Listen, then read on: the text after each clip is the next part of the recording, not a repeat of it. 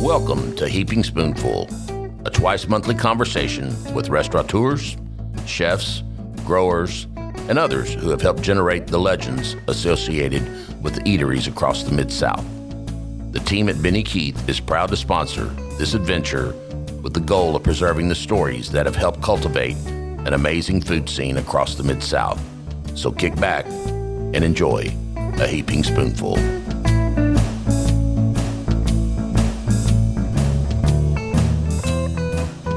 Greetings, everyone, and welcome to another episode of Heaping Spoonful, the podcast sponsored by Benny Keith Foods that puts the spotlight on chefs and restaurateurs from across the Mid-South.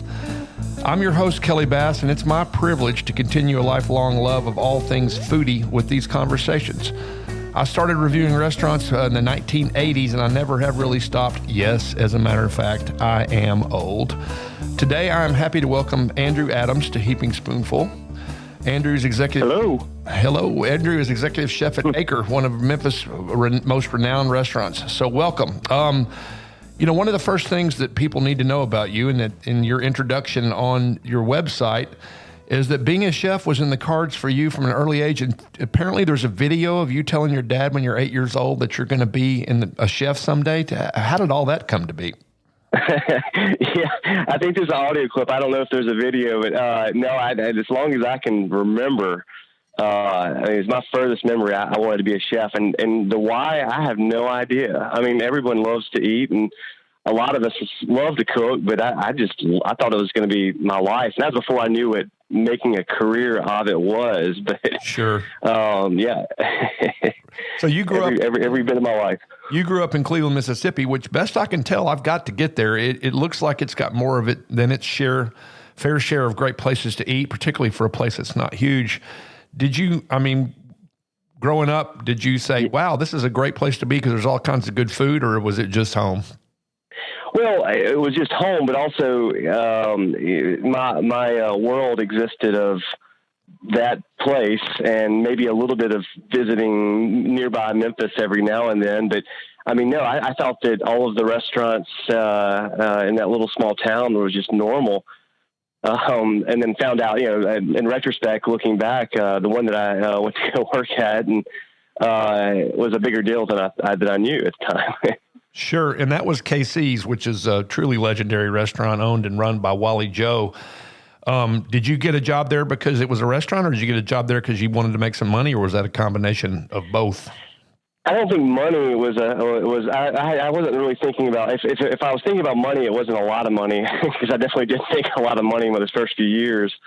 No, knowing that I wanted to cook and it was, when I was a early teenager, I started to really want more than I could cook in my mother's small kitchen. And I had gone out to eat at Casey's a few times with my parents and thought it was just the coolest thing ever. Just, sitting in a fine dining, fancy restaurant with white tablecloths and having someone serve, and my parents, they're drinking their wine. So I kind of mentioned it to a friend of my mother's who knew the family, the Joe family, and I said, well, just go in for an interview. And I was 15 at the time, and I think I knocked on the door, and they said, kind of shooed me away. And then about a year later, I guess something made me do it again. And I said, I'll work for free. And they said, all right, we'll take it. What was your first job?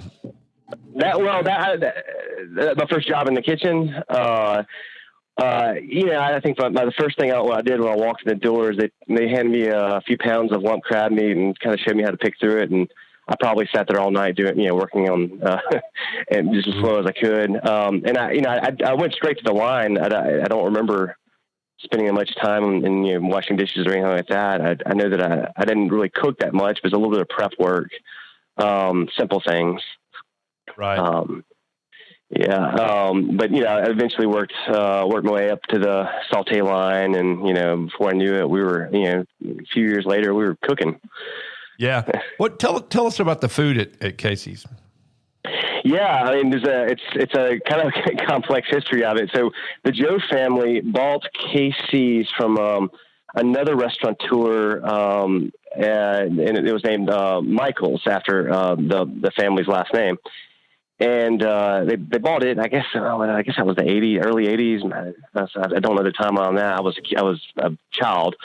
And they ran it as the steakhouse that they bought it at first, and then as soon they started bringing in some of their the Chinese food, their Chinese family, and you saw a little bit of that at some point, and then they started building this great wine list, and then all of a sudden it burned down in the early '90s. I believe it might have been '91, and I'd eaten at it once before it burned down.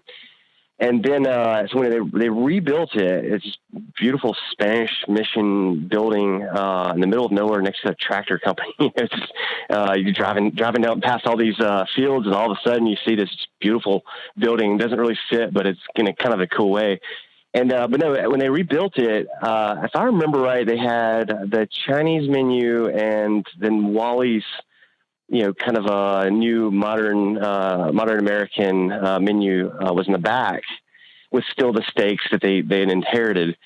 Yeah. And then when I got there in '96, it kind of evolved into more of that fine dining menu that Wally had put in the back of the menu. Eventually, the Chinese menu split off and became its own thing, and then it eventually went away completely, except for the few people that knew they can come in and still order from it, even though it didn't exist.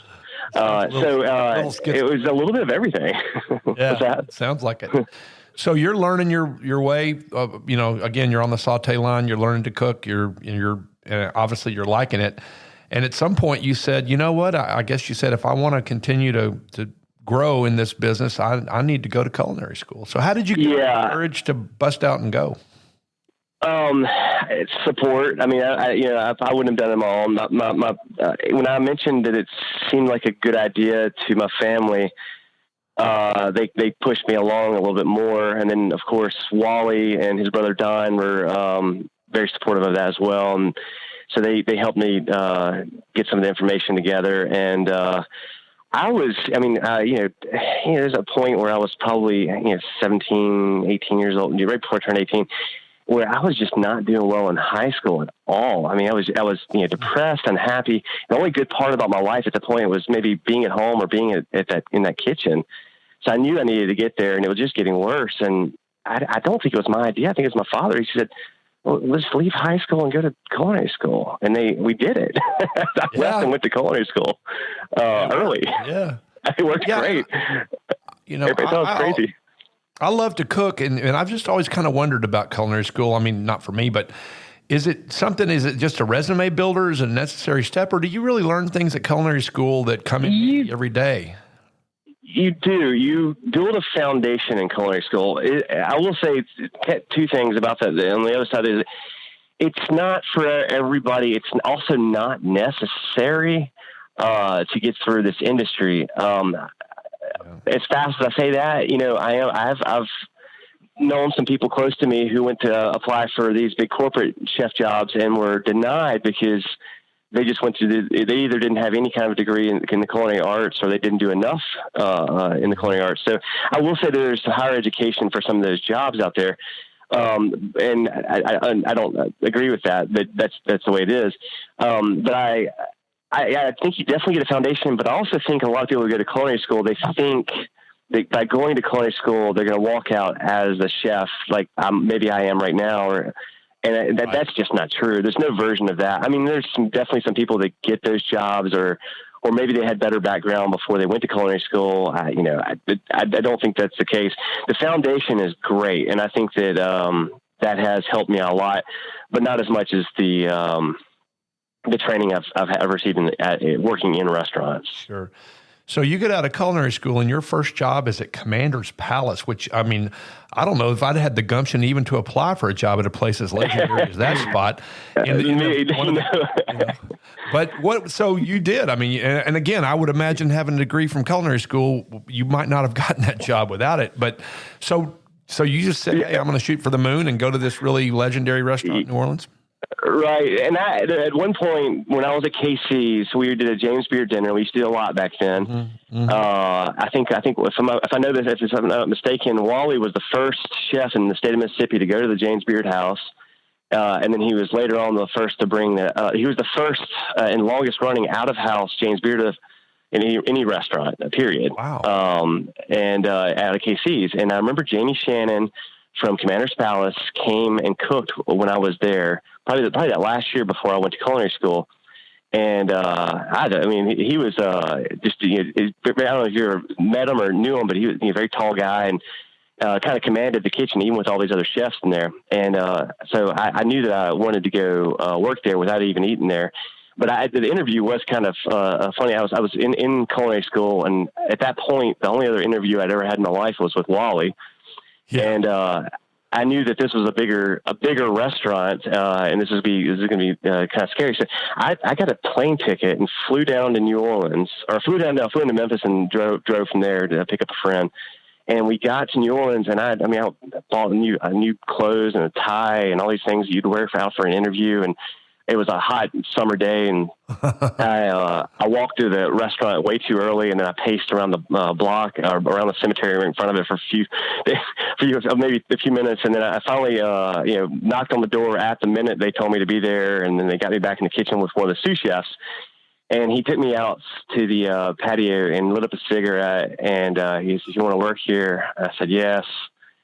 And he goes, "All right, you can come work here." And that was the interview. I made a big deal. I flew across the country. I got dressed up. I got a hotel room. I got there a day early. I thought and that was it. He didn't make you didn't have to show off your knife skills or do anything. Just say, "Yeah, I want to work here." I didn't know what he was going to ask me. I didn't think I was going to be qualified to do it. And I don't know that I was qualified to walk in that kitchen. They did teach me, and that was one of the, I would say that was one of the best teaching kitchens, period. I mean, they work you up from, and they put a lot of pressure on you too. That my first day working with on their hotline, I just walked in thinking that they would just teach me for a few days, and he said, "No, this is your prep list. You need to have it done in 3 hours. We're opening." Oh, so you just did a bunch of prep, got things ready to go, huh? Because that's yeah. And so you're working the line today by yourself. We're not teaching you anymore. We're going to stand here and tell you what you're doing wrong. I've eaten there one time, and it was Sunday brunch, and I can still picture the table. And the first thing I did was knock over my water, and full water reached the table. And I was like, "Man, they're going to kick me out of here." And I ain't even had a Bloody Mary yet. This is terrible. But that's a big restaurant too. I mean, I don't know how many seats it has, but it's got to have a big kitchen. There's a lot of. Well, yeah, I remember, and on a Sunday we would do almost 800 people for brunch, and they would turn around in the busy season and almost do that again at night. And that's after coming off of a Saturday night doing probably 800 and a 600 person brunch. It was. There was Thanksgiving. I did one Thanksgiving there, and it was. It's been too long for me to get the numbers exactly right, but probably I think it was 2,300 people, and it started at 10 a.m. and ended just in the early evening, but it was nonstop the whole way. We prepped up for a week. Oh, I'm sure. I mean, how much turkey and dressing came flying out of there? But I mean, again, God, you're in the big leagues, right? You don't have to work up from the minor leagues. And I'm sure that was really had to be a transformative experience.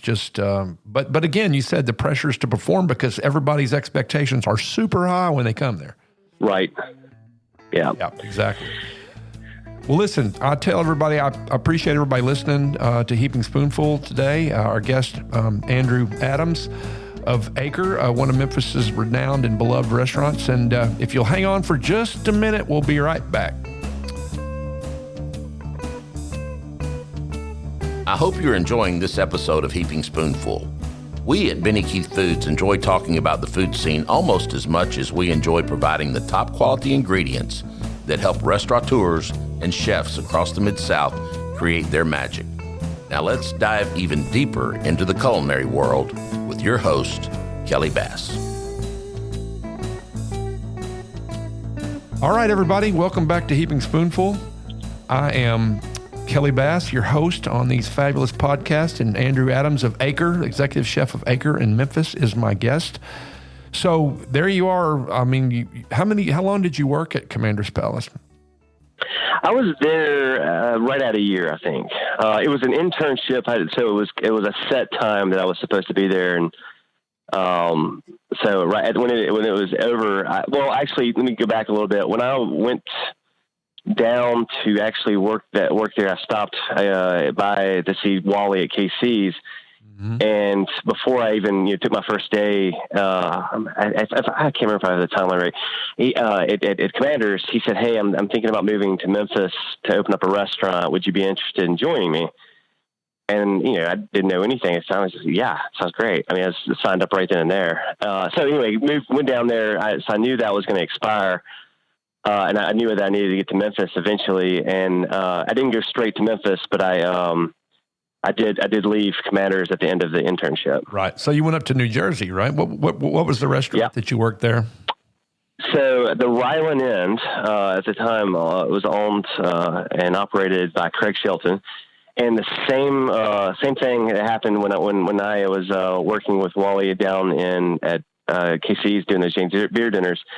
We were up in New York probably for the same thing, and we drove over to New Jersey to eat at the Ryland Inn, and one of the best meals I've ever had in my life, even to this day. And we ate this great meal, drank great wine, and when it was time to I got finished up at Commander's Palace, went up back to Cleveland, and I was like, okay, well, are we ready to go to Memphis? And we're far from it. It's still starting construction. And so I think I'll kind of hang out in the kitchen. I hung out in the kitchen for maybe 3 days, and Wally said, Wally I think he just knew I needed to get out and learn more. So he just cold called Craig Shelton up and said, "Hey, I've got a guy. He needs more experience. Can you take him in?" And he said, "Yeah, if you can get up there in 24 hours." Wow. And so I went. So I, not knowing, I went home. I'd only been home for a few months, staying with my parents still. And I said, "I'm leaving now. I'm grabbing my bags. I'm moving to New Jersey, and I'll call you when I get there." Before cell phones. From a payphone somewhere. And I drove all night. The websites were brand new at the time. This is, the early 2000s. So I printed up the menu from the Ryland Inn and kind of read it as I was driving it and learned it. Which when I got there was completely different, but I was prepared to do the best. But the Ryland Inn, it's Relais Chateau, 5 Diamond. It was it received 4 stars from New York Times before anybody was receiving 4 stars. There's only a few in New York at the time, and definitely nothing outside of the city. It was he just won James Beard Northeast Wine Spectator. They'd given some big award to him, and then there was the Grand Award, and then there was what else? So there's numerous. Like the Gourmet Magazine, because that was still a thing. Gourmet Magazine had it as number 30 in the top 50 restaurants in the country. And it was a big deal back then. He had a 2-acre organic garden, just lots of stuff. Wow. It's a really great experience.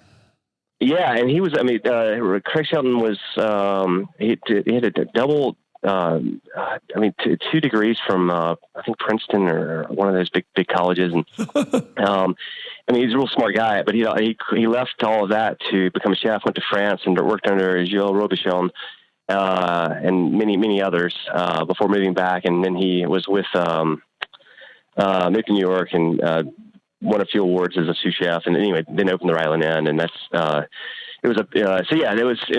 there, and it was as tough as any hard kitchen you've ever read about in the books. It was rough. It was physical rough. Yeah. So that was fun. Amount of food just rough in the way amount of food you're cranking out, or what way? Right. Yeah, that too. But there were pots and pans thrown. There was plates broken on people. There were, I remember getting jabbed in the. Yeah, it was physical. It was not for everybody. Yeah, no, I could see those high pressure situations. Yeah. I got to tour the kitchen one time at Per Se, which is one of Thomas Keller's restaurants, and there's a TV with a direct line to the French Laundry and vice versa, and they were tense. And he's watching it every moment. No matter if he's at one, he's watching the other one. So it's a. But right. Again, trial by fire, that's a great way to do it. So, yeah. So again, at one point you're waiting for the phone call from Wally to say, "Hey, we're ready to rock in Memphis." And he opened it. I guess it was named, the restaurant was named for him. And That's right. 18 years ago. So you said, all right, my friend, I'm on my way, and told New Jersey goodbye and moved to Memphis. So tell us about that restaurant. So it was built from the ground up. And did he close KC's, or did it sell, and is it still there, or what happened on that deal? No, he didn't close. It's not there now, but he didn't close at the time. The idea was that he was going to operate 2 restaurants, and he was going to put me as chef de cuisine at his new restaurant, Wally Joe's. And he was going to have a guy helping him run KC's. Now it ended up being a little more difficult. And we were going to build a great team. I mean, it was a great team to open up this new restaurant. But the new restaurant was funded by the owner of Viking Range at the time, Fred Carl. Ooh, yeah. And so we they wanted a beautiful showpiece restaurant, open kitchen. I mean, just very expensive kitchen. And we opened up wanting to be fine dining. We wanted to be top notch. And so we spared no expense. It's the best of everything we could buy, from stemware to pots and pans. And then we hired an enormous staff. I think we had somewhere around 15 or 16 cooks to serve 100 seats when we opened. And so we opened it up, and some of the best food I've ever been a part of cooking in my life came out of that kitchen. It definitely, there were moments, especially towards the end, where I did question whether or not I wanted to do this for a career anymore, because I didn't have enough work-life balance, and my stress level was huge. But so it was, there's a lot of positive parts to say about that moment, but there's so many negatives too. There's a lot of positives. Like, for instance, I met my wife at that time, and that was a great, best parts of my life. But that was outside of work. And so when we closed it, the overhead was just too huge. We were paying rent. We were paying a mortgage for all the stuff we put in there. I mean, so we had two big bills every month. And plus this, we couldn't run it with a small crew. It was just too big of a kitchen, and the food we couldn't drop the quality of the food. And we kept it open, I think it was 5 or 6 years. I think it's 5. Maybe even almost on the dot. And the last year was really tough. And so we finally... recession time, too, was, 07. Yeah. We had a number of things happen, because we opened, it was less than a year after 9/11, and that was a bad time to open. Then we, Memphis had a series of bad weather moments where we had lost power for 2 weeks. And I remember that was a fight to get insurance. We lost everything at the time, and just kept kind of skipping bottom. And then, like I said, our rent and mortgage was just crazy, way too much to stay alive. And then we kind of said we wanted out, and that was ugly. I'm not going to get into that, but and then it flipped into a different restaurant, still with the same owner, and it's still, except for the current situation, it's still operating. But it's right at that time, just coincidence, just luck, I guess. We were in the last few months of being able to stay open, and a local museum needed some chefs to operate the catering operation in the restaurant. So we went over there for a minute while we talked about building a restaurant now. Okay. So, and that's what ended up happening. So yeah, that led to where you are now? Yeah. So when we weren't going to be there anymore, we knew that for a fact. We approached the investor and asked him if he would be interested in being a part of a restaurant. And then he, so we closed the restaurant as it was, which is no more Wally Joe's. And we went over to this museum, and we thought it was going to be somewhere between 6 months to a year. It ended up being, I think, 6 or 7 years. In the meantime, I learned a lot about the catering operations, and I learned something I've carried over to Acre. We also, so you mentioned the financial, 2008. When 2008 hit, we were already over at the museum, and it was, we'd already had weddings booked there, and none of them were canceling. So, plus we had the restaurant was starting to pick up business. So we actually wrote it out. The 08, 09, and 2010 were some of the 3 best years for that operation up to date. So, and then, it stayed in a good place for the rest of the time we were there. And I think it's doing fine now. So it was a great learning experience for us, and it kind of kept us going and kept us sharp while we were waiting for our restaurant to be built. And the process of that was a little slow. Our investor helped us find a building, and he was very particular about where he wanted to be. And so we finally found this building that we're in now, and it was not zone. It was zone commercial, but not commercial restaurant. So that was a process. Mm-hmm. And then when he bought it, the day he signed over, he said, "Well, I guess I need to tell my wife now that I bought a restaurant." And then I think it's probably the next week or a few weeks later on, she started showing up to the meetings, and she was great too. But and she brought in her designers, and next thing you know, we spent a few years designing and building, and ended up with a fantastic restaurant. We love it. Beautiful building. And how many years have you been open there now? Well, we've been 9.5 or 9 1/3. Okay, you moving in? It's like cool. Yeah. What's that? You moving in on your 10th birthday? Yeah. Yeah, we're moving in. I always say, like, a joke, when you're in the restaurant business, you always count every month you're open. Like a kid does. He's like, "Yeah, I'm 5 years old and 2 months." That's how I feel about the restaurant. Like, sure.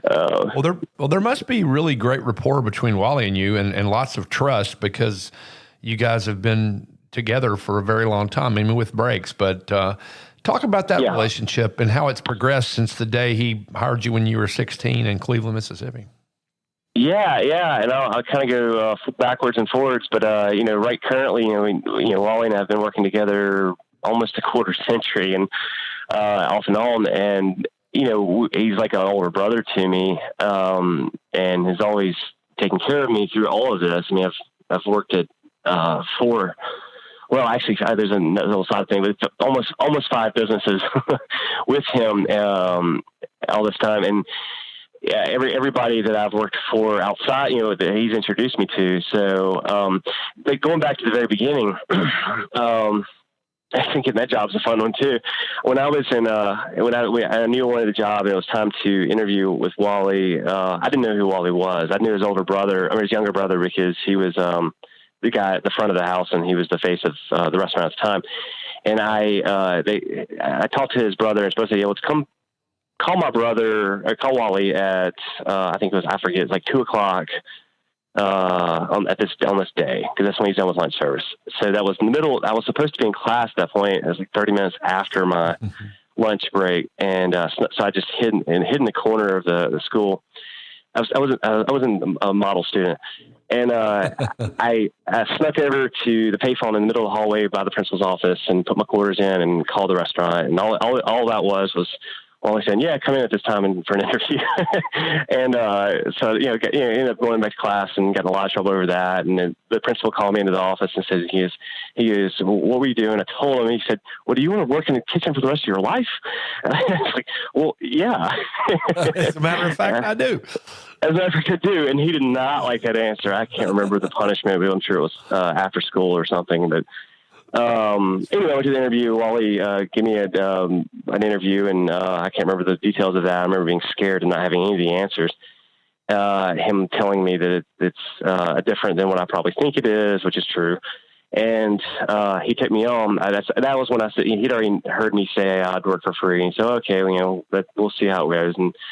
And then I think I worked there for 2 weeks. And at some point, he pulled me aside into the office, into the hallway after service, and he said, "I just don't think that you want to do this.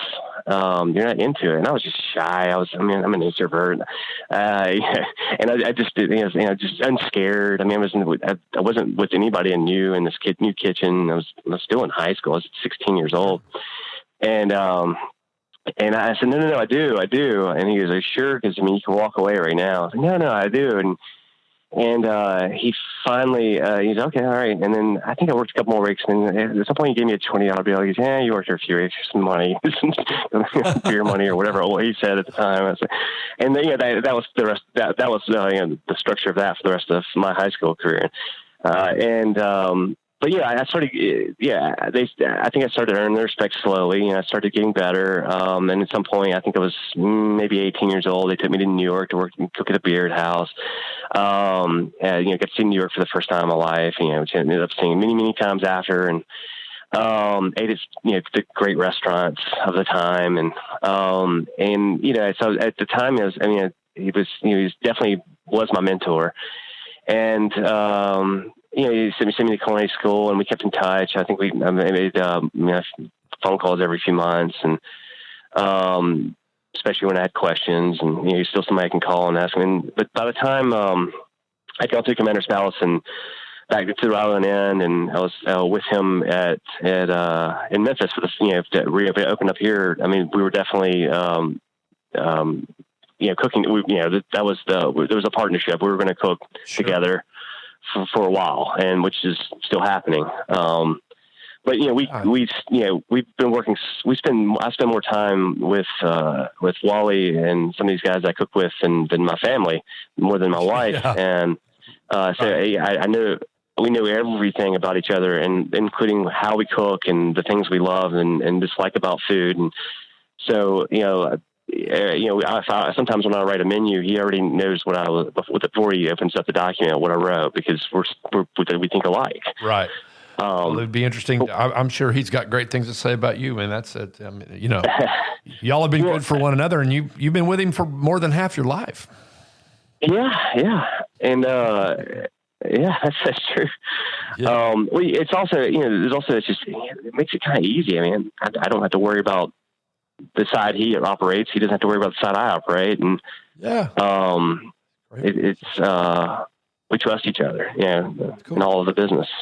So what's different about the food at Acre versus Wally Joe's? Are they similar? Yeah.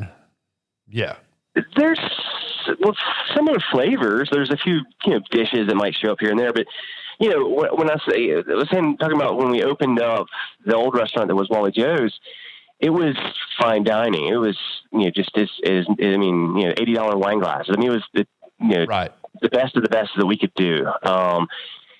And then, when we opened this place, I didn't want to do that again. I mean, I just, that when you have such a high cost of operations, such tiny margins, it's easy to, if you have a bad month, a bad August, it can set you back for the rest of the next season. And I didn't want to do that again. So I wanted a little more casual approach. And we kind of did that. We kind of also put some of that fine dining food on there. But, my kitchen has 2 ovens, 6 burners, and a 32-inch grill and a fryer, and that's it. That's all we have to cook on. 2 guys on the hotline, 1 on cold total. And that kind of food, you're not going to have, there's no tweezers, there's no slow plating or 15 steps to get a plate out. It's going to be a little quicker. So I would say it's a little more casual, a little more comfort food. There's a lot of new things out there that we use in the restaurant that we wouldn't have in the past, new equipment, things like that, new techniques. But I would say it's more casual than well, no, I know it's more casual than the old restaurant. We don't have a dress code back in the kitchen. Kind of say don't wear this or that. But if it's hot right now, we're not wearing chef jackets. We all wear blue jeans. It's a casual feeling. I would have never done that at the old place. It would have had to be starched white jacket, specific color pants at the old restaurant. So even the way we are, we're a little more relaxed about the way we do it, and I think that's better. I think that's just better. But I think it's just a better way to cook. Yeah, and probably more sustainable. And, again, when you have a cost basis like you had at Wally Joe's, where, in a business that is a thin margin business, there's no room for error. And, when you said you had 12, 15 folks in the kitchen for 100 seats. I mean, they're just that math doesn't really compute when you put the salaries together, Well, but you guys learned your lessons. That's the thing. We learned our lesson, yeah. Exactly. So through all your work and again, you've worked at amazing restaurants. I mean, what would you say the guiding principles are that that are important in how you operate and how the restaurants where you work operate? What are the kind of the guiding principles? Yeah, I think it's ever evolving, but I think where I am right now is probably where I should have always been. Yeah, I tell anybody that comes to work for me on day one, actually in the interview, I said, there's just no way you can say the number one thing is safety. I know it's not the fun way of talking about cooking in a restaurant, but it's true. If my staff isn't safe and then the customers eating aren't safe, then what's the point of putting out nice food? If I don't teach someone knife skills and they cut themselves very badly, then everything else is no good. If there's a foodborne illness or something like that, and someone gets sick, I mean, that you can't. That has to be safety has to be first. Number two is the quality of the ingredients that come in have to be the best. There's no buying second anythings.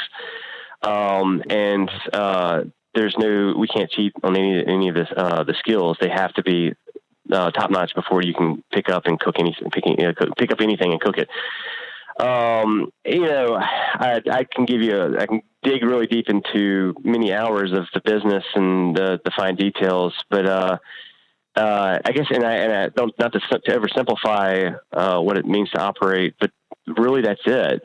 Safety and then high quality ingredients and techniques.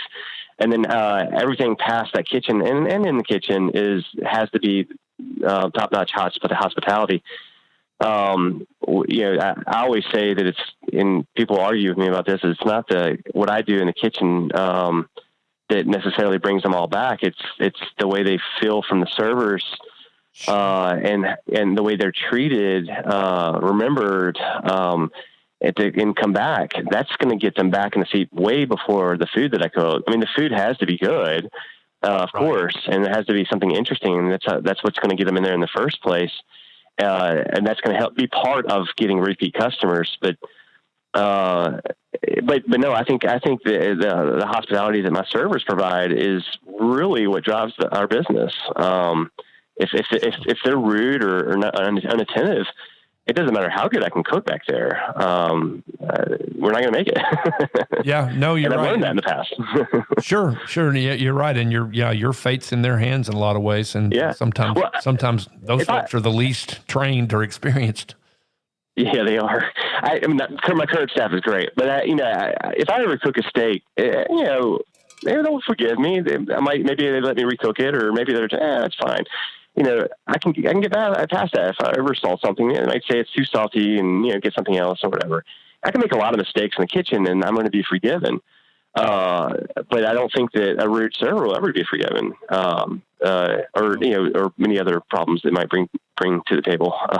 Sure. I agree with you.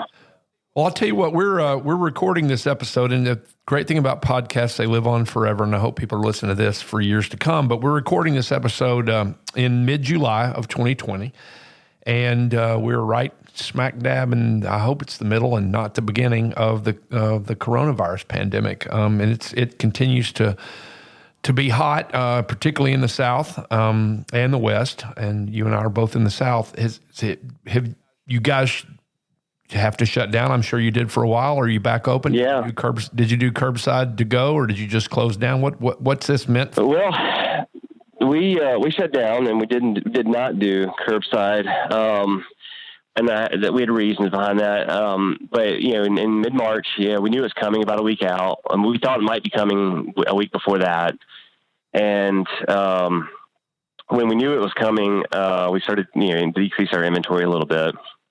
And, so we said, what are you going to do? And at the time, the menu we were operating, I just can't see this food going out as takeout. I don't think anybody's going to be interested in it. And then sure enough, like some of the other restaurants that are the same style as us had already started to take out, and they weren't having much success. Some were having great success, some other restaurants, but some of them weren't, and especially in our neighborhood. So we decided for two reasons. One, we didn't think we'd be successful with that, and number two, we didn't know what anything meant, and we were a little scared. I mean, I still don't want to get sick from this virus. So we decided to shut down for what we thought was 2 weeks max, and that turned into 2 months. And even after 2 months, we still didn't open, but we got back to start working and cleaning. And I do think that everybody going home and being scared probably helped us out those early months as a city and a county and possibly a state. And then early May, we were still closed. We had the green light to open up in a little bit. We decided it wasn't safe yet. We didn't think our customers would come back. They wouldn't feel it was safe. We still, like today, didn't know much. And a few restaurants did in town. About the time we opened, which was early June of 2020, we started seeing the case counts going up. We stayed with it. We said we're going to open. I changed everything, the whole menu, the whole format, everything. And I'll kind of cover that in a second. But so we opened up, and we had the 6 feet away rule for tables, which just destroyed our dining room and took way more than half of the tables out, because to get 6 feet away, we had to be closer to, let's say, 40%. But we were lucky because we have a large patio, and we have patio paths that could be set up. So day one was busy, but safe and busy, or as safe as we could be and busy. And as the weeks went through, we actually have been, including this week, we've been busier than before we shut down. And that's because people are eating outside, even in this heat, in the middle of July right now. Are eating outside, and we also set it up where we have very specific times that you can come in, and very specific times you can stay, which is long. It's 2 hours. Yeah. And that way we have people coming in at 5 o'clock. We have people coming in at 9 o'clock, and we're able to spread it out. So there's no, it's not ever packed, but it's, we're doing more covers. Yeah. We've shut down the 7 o'clock time, the slot that everybody wants, because we can't do 2 turns if we do that. You're just doing 5 and 9? Yeah, we do. We do have some 5 and 9. We do have some 7 o'clocks, but not many. And then we also have some 6 and 8s. I see. Okay. And then everything in between. So I mean, we still need to space it out. I can't cook for a full turn at one time at that little kitchen. Yeah. And everybody was, I'd say most people are very happy with that, and they feel safe with us. Every few days we get a new ordinance from the city, and we're happy to take it. I still want to be safe. That's part of what we do. But it is difficult, and not all of the guests, I'd say a very small percentage of the guests, maybe even, 1 out of 100 hasn't read up on it. So when we have them for the first time walking in with masks, to their table, they're upset about it. Or we now have have them filling out the tables, everybody's name and every individual's specific phone number, so that we can do the contact tracing. Right. A little bit of pushback on that as well. And there's a few other things that have been pushed back. But for the most part, most of our guests are like, yeah, sure. Yeah. If that's what's new and that's what we have to do, that's what we'll do. And they're good about it. We have really good people, really good diners.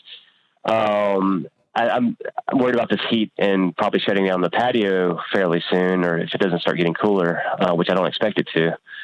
No, that might keep our cut into our business till September. Yeah, well, I guess I know there's those portable heaters. I don't know if there's portable ACs that are worth buying for that deal. Yeah, I'm glad your business has gone well. I will tell you that I think all of us, so many things we took completely for granted, like going with my wife to have a nice meal at one of our favorite restaurants, we don't take for granted anymore. And we're already so excited. This is Friday, and tomorrow night we're going to one of our favorite places in Little Rock. It'll be our second time, and we're just going to sit there and have a glass of wine and go, oh, isn't this great to be out at dinner? So fun. And they took out, this restaurant took out tables, which they had to, but they put plants in there. So all of a sudden you don't feel it's not as empty, and it's kind of friendly and cool. Well, listen, I really appreciate you taking time to talk to me today, Andrew. Continue. Good luck with what you're doing at Acre. Glad it's going well. You're on my list. Again, every time I talk to folks, I've got to come to Memphis and eat about 3 places, and I got to go to Cleveland, Mississippi, and eat at a couple places too. So I appreciate everybody listening to this episode of Heaping Spoonful. Remember that we post these every other Tuesday, so hop on and anywhere you consume your podcasts and check out the ones you've missed and keep an eye out for the new ones. Thanks, everybody. We hope you enjoyed this episode of Heaping Spoonful. On behalf of all of us at Benny Keith Foods, Mid-South Division, please know how much we love connecting you with the legends of the culinary scene and their unique stories. I look forward to the next time we can offer you another Heaping Spoonful.